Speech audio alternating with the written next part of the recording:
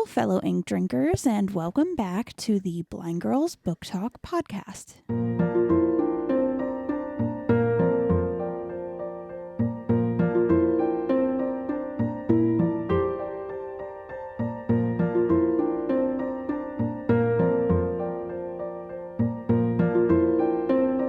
My name is Arya. And I'm Belle. And we are two legally blind sisters who love reading and love books. And so what we've done is we've created this show in order to talk about that. We talk about a wide variety of bookish content, and that can range from bad retellings of stories, book to movie adaptation comparisons, buddy reads, recent reads, bookish challenges. Really, the list does go on and on. And today, what we're doing is, today is my birthday. Woot woot. And so since both mine and Belle's birthdays fall on Sundays this year, what we decided to do was we decided to do a bookish conversation with the birthday girl of the day. So originally, I thought, I want to talk about Half a Soul. And then I realized there are two other books in the Regency fairy tale series. And I was like, I should read those. And then I can talk about the series as a whole. You know, what I like, that kind of thing. Yeah, so I tried to read while we were away in Orlando. It didn't go very well. And so what ended up then happening was I was just like, scratch that. Well, I don't know what to talk about now, because I am very much a mood reader. And so I was like, maybe I can talk about the different types of readers there are out there. And then I was like, but is that what you want to talk about on your birthday? So I went through several books. I ended up DNFing a lot of them because I was just kind of like, none of these seem right to talk about. So then from the day that we recorded this, the previous evening, I had finished a rom-com that was called For Butter or Worse. And I was intrigued by this book because it was a kind of enemies to lovers. The main characters were hosts of a cooking show, and the lady ends up quitting the cooking show. And, they end up getting in a fake relationship to try to save both of their careers and their restaurants. And so I was just kind of like, okay, I'm intrigued by this synopsis. Then I got 3/4 of the way through the book and I was ready to beat my head off a wall. And that's because this book was full of the miscommunication trope. Your favorite. Yes, and by favorite, we mean the type that I absolutely despise. And in the beginning, the girl just wasn't coming out and saying what was going on in her head. Neither was the guy, but okay, whatever. We'll just keep going along. However, I guess I should have said spoilers for all of this, huh? Probably. Yeah, so spoilers for the end of this book. But the way that the third act starts is that the girl is kind of ignoring the main guy, and her ex is also texting her at the same time. So she sends a text to her ex that's kind of like, I don't think that it's a good idea that we're in the same room as each other. But what she doesn't realize is that she sends it to the other main character, the other main guy. And so he texts her back and he's like, right. And then he turns off his phone. And she's just kind of like, oh crap. And she texts him a bunch, but his phone's off. And she's trying to explain. And then he ends up having a panic attack. And she goes to the hospital to try to explain. And he's just not hearing her out. And I'm just like, I want to punch you both right now. You know what I mean? I'm just... Why does he have a panic attack? Because he has anxiety. That is the one thing I did find interesting about this book, is that the main guy has kind of a panic disorder / very high anxiety. And it's neat to see that in a guy character in a book, because I'll give you that, because normally it's the girl. Yeah, normally it's the girl, and normally if the guy has mental health issues, they just kind of push it aside, if he knows about it. It's kind of like schizophrenia or like right, it's something like else. That. Yeah. And he does try to ignore a lot of it, like throughout the book. But what's neat is at the end, you are in one of his therapy sessions where he talks to his mom about like what he wants in life. And I was just like, well, this is kind of awesome to see this kind of representation. Like, I can get behind that. I am 100% behind contemporary books talking about men and mental illness and therapy and like that kind of thing, because I think that's important. Yes. Is it like anxiety, or does he have like an actual panic disorder and anxiety? I'm assuming hospitalized, it would have been a panic attack. But if he just has anxiety, it would have been... Yeah, so... He would mainly suffer from anxiety attacks, unless you have a panic disorder, in which case you suffer from panic attacks. So here's where I think this might fall a little short for you. And can I Yes. preface on why I can say this? Yes. The only reason I can vouch for this is I suffer from severe anxiety, and I have a severe panic disorder. Yes. So that's why I'm asking these questions, because I know for me, whenever I read literature and it has like the anxiety and panic stuff, the person always has anxiety and they jump straight into panic attacks. And normally, unless, it's a big trigger for your anxiety and something, but normally if you just have anxiety, you just have anxiety attacks. You don't get panic attacks unless you suffer from a panic disorder. So this is where... Authors, do your research. So this is where it's going to fall short for you, okay? Mm-hmm. It said that he had a panic attack when he was in college. And ever since then, like every so often, he gets panic attacks. Mm-hmm. However, he also does have anxiety. But the reason he was hospitalized is because like he was overworked. He had to close another one of his restaurants because he has like a chain of restaurants. Everything was going on with this girl. And so that caused him to have this really bad panic attack that put him in the hospital because his father had passed away from a heart attack. And so his brother was the one who found him passed out and was really worried and was just like, you need to go to the hospital. And he's like, no, I'm fine. He doesn't try to tell him it's a panic attack. In his head, he's like, but a heart attack and a panic attack look very, very similar. And depending on the symptoms of the panic attack, they can be similar for the person who has them. Because I know for mine, one of my symptoms for my panic attack is very reminiscent of a heart attack. Once I get older, I really have to be cognizant of that. Right. It doesn't really say what started his panic attacks. Here's where I'm confused, and what I don't remember is that at some point his father also passes away. And so that does add to it. Oh, okay. Well, if that happened in college, that would be I don't remember if it did, though, because I thought it was later. Because let's say that it did. Then yes, that would be a factor to which could lead to the onset of a panic disorder. Yeah, because I'm trying to remember. I know there was one book that I read very recently that it was talking about one of the characters decided to drop out of school to like pursue their thing. And I can't remember if it's this one or not. I might be. Nope, I know exactly what that is. That was a book I did not finish. That I'm thinking that the main guy was just like, I had to drop out of school, or I ended up dropping out of school. Yeah, don't read smut books on Amazon. You think you would have learned your lesson by now? No, actually, I haven't. I know you haven't. I haven't, because I've read a lot of ones that I really, really enjoy, to be perfectly honest with you. And then you read the ones that scare you. No, and then I read the ones I don't like. And this is one I did not finish and I did not like. Which one was it? Highest Bidder. Nope, wasn't for me. No, since you opened the door, do you want to talk about some spicy books? You know what? Actually, yeah, because we never get to talk about them. We never do, because for us, well, especially me, I don't read them often. And I read them far more often. You read them, but here's the other thing: you read a lot of romance books, and I do not. And I read a lot. I read a lot of romance. I read a lot of romantasy. I read a lot of paranormal, supernatural in general.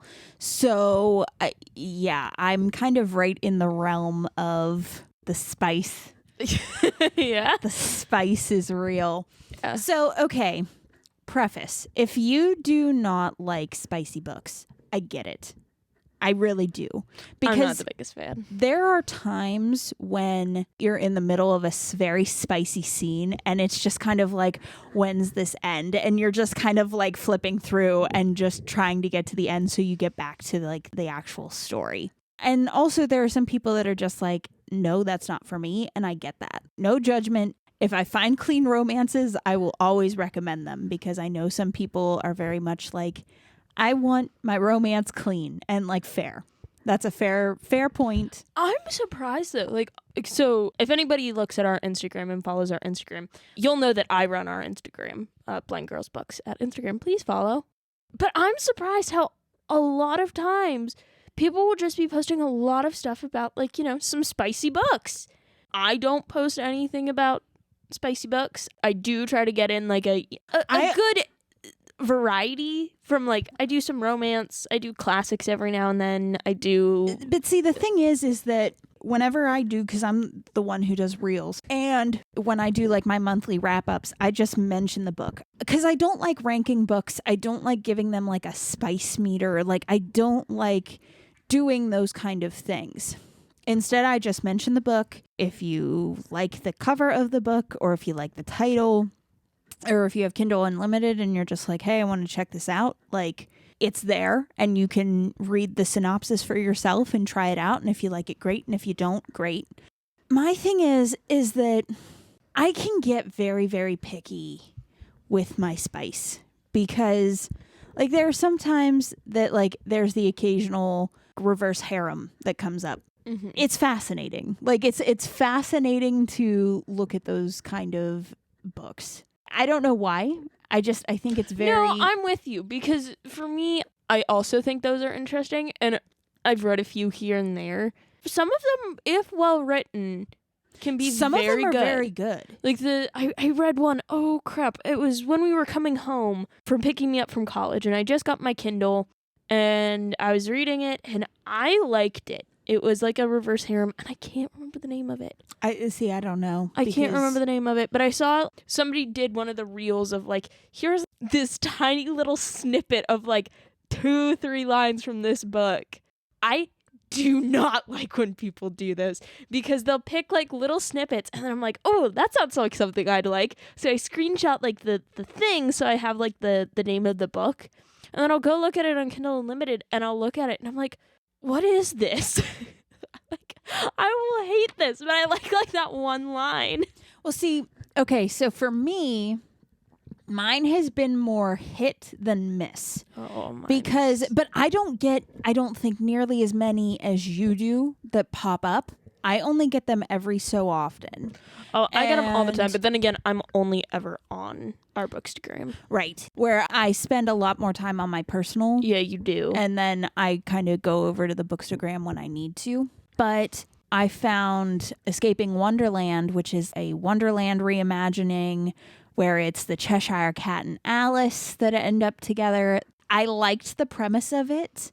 I just enjoyed that one because it was kind of like you weren't on Earth necessarily anymore. Like it was kind of sci-fi, but there wasn't a lot of sci-fi elements in it. Mm-hmm. But the Cheshire Cat was like an alien essentially. It's that kind of thing, and I was just very intrigued by it. Like that one is fascinating to me. Minus like the one I just mentioned that I can't remember the name of. Like that one I liked, but I think I only liked it because like all the guys were like this head of this like, I don't want to say mafia because it really wasn't mafia. It's like, oh, I think it's like Lords of Darkness or something like that. I think that's the name of it. But it's these British families like have like this power, and the heirs are trained from a young age to take over and everything. And the book starts with the younger guys having to execute. Okay. Had to think of a better way to put that. The older man who kind of became their mentor, who was their mentor and trained them up, because he betrayed the family. His daughter comes and like they have to put her into the place because they need that person. And then they all kind of... Oh, and then they all fall for her. But I liked that one. And then there was one more that's a bit of a spicy book, and I can't remember the name of it.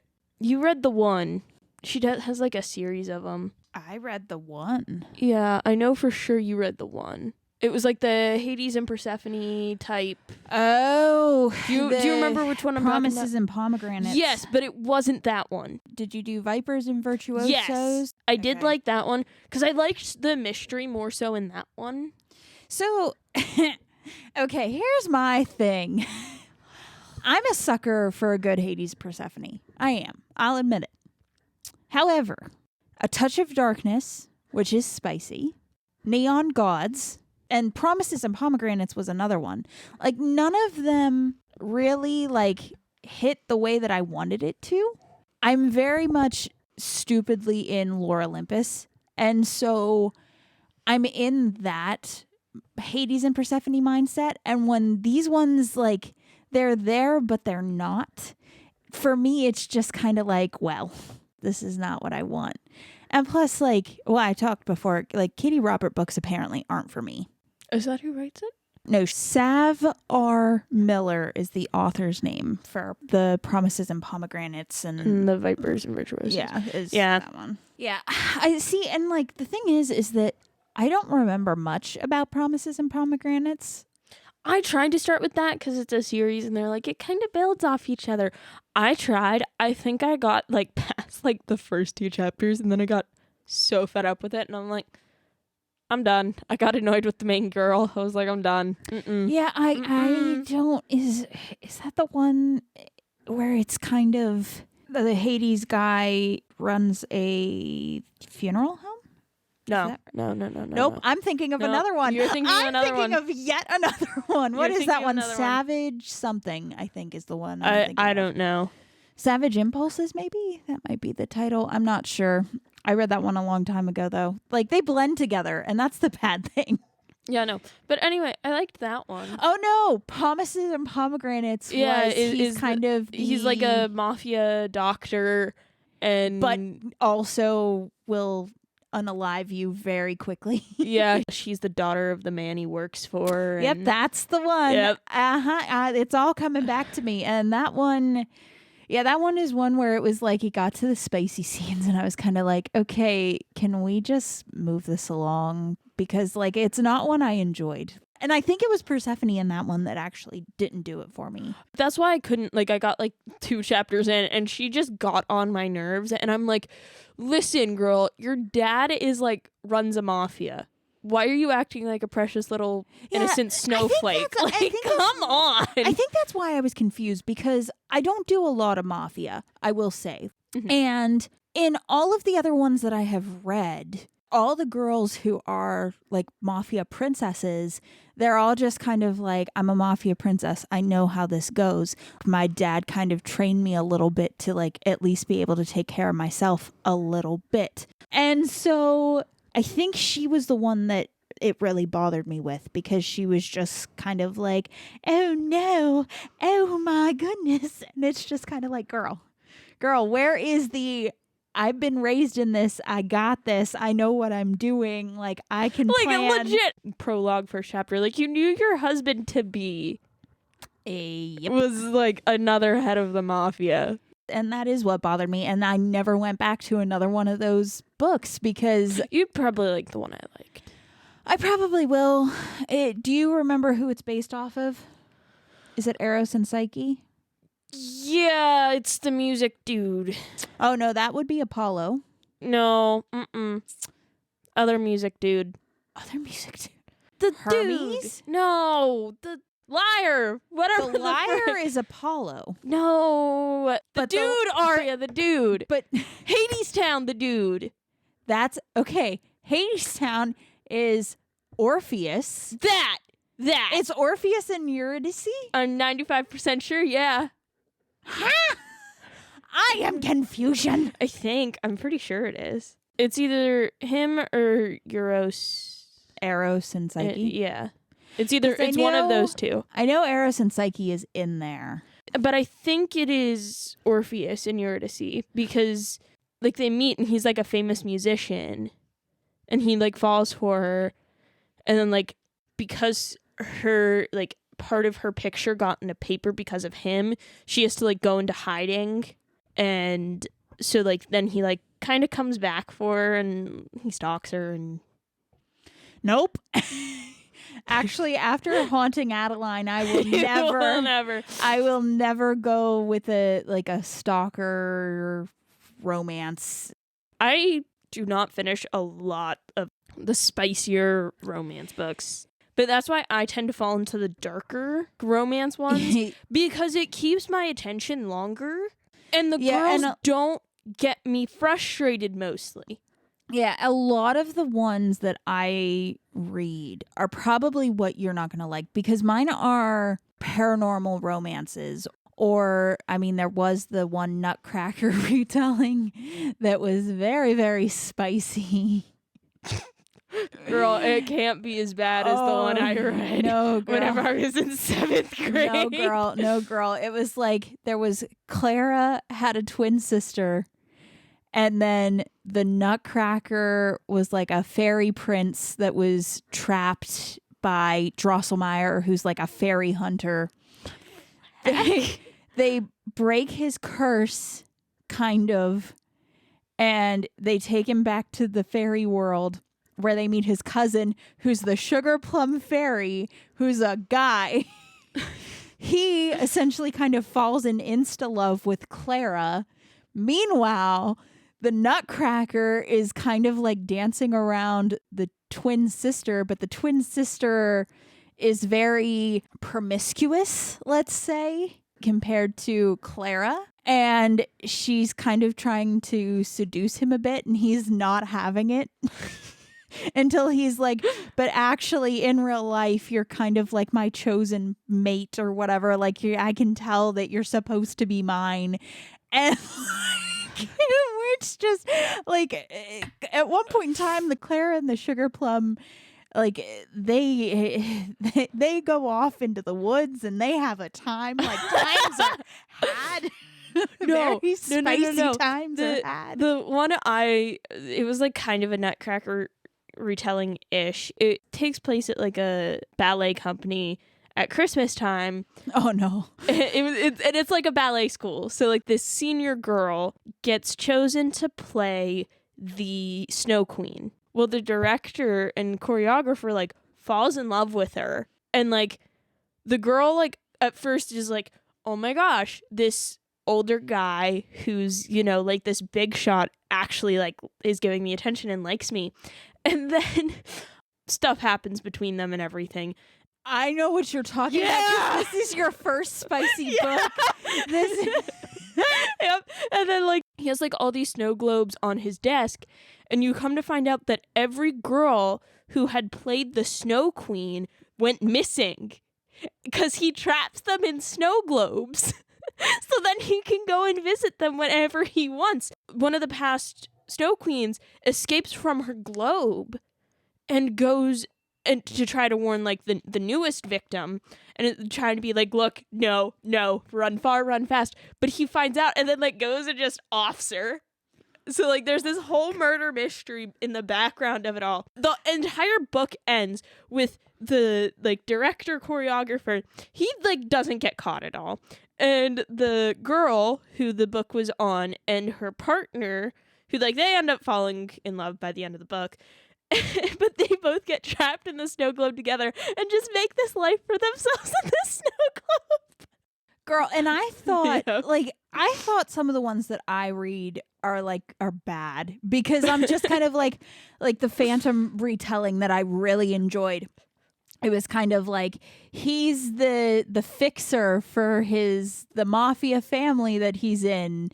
And he got kidnapped when he was younger, and that's why he's deformed. But he falls in love with like this Christine girl. Well, her name's not actually Christine, but like he falls in love with her, and like, you know, it kind of goes a little bit like beat for beat with that, except she doesn't end up with the Raoul character. She ends up with the Phantom character, and Because like, everybody wants those two together for some girl, reason. yes. No. That's a whole debate for another day, but I thought that was like pretty. And same with Hunting Adeline. Haunting is Adeline. First. Hunting is second. Haunting Adeline. Like, I thought those were pretty, like Phantom wasn't terrible on the like crazy meter. It got up there a little bit, but like not very much. Like Haunting was like far away, like eons above all the rest. It's probably why, though, since that was like my first spicy book, my poor little innocent self has been gone for a long time. Girl, this explains so much on why I can handle books like Haunting Adeline. Because Arya was like, "Oh, it's such a like, don't read it. It's bad." And I like did it, and I'm like, "This isn't bad." Yeah, she got to the scene that scandalized me and was just kind of like, meh. And I was just like, excuse me? I'm scandalized. If I had pearls, I would clutch them.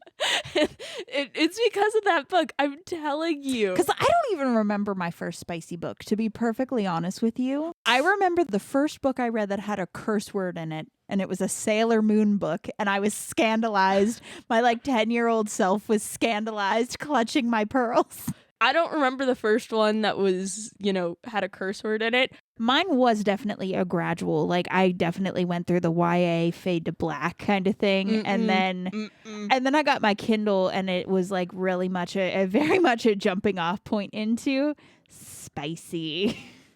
Well, on that note, I feel like we had a good conversation today, don't you? Oh, yeah. We jumped around, though. Hey, man, it's... Good luck following this. It is a bookish conversation. There was no rules. There was no filters. Well, there were filters, but... There were filters. Thanks for joining me on my birthday. I appreciate it. Thanks for listening on my birthday. We want to thank you guys for coming along today as we just had a bookish conversation. Of course, if you like this episode, please consider following the podcast and sharing it with your friends. It would really help us to grow the show, and we would appreciate it. Think of it as your birthday gift to me. That would be great. And then, what are we going to be talking about next time? We are going to be having our first book battle. Ooh, a book battle. Well, we'll talk more about that next time, so we'll see you then. Bye.